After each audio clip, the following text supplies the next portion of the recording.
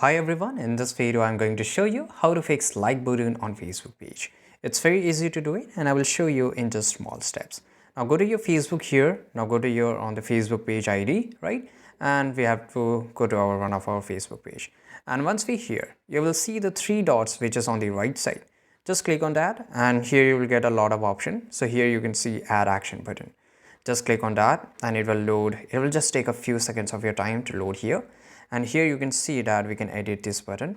So just click on edit button, right? And here you will get this option of like. So just search for it. If you're not able to find a like button here, that's fine, but it should be in a message section, right? So make sure it is a tick on the right side of the message icon and just click on save. And once you click on save, just wait for it because it's saving it. And here you have to just go back, again go back. And here you will find an option of like, because let me show you. If I just click on the three dots here and click on view as, you can see that I've got the like feature or the like button on my page. So this is how you can do it, and I hope you found this video very useful. If you did, subscribe.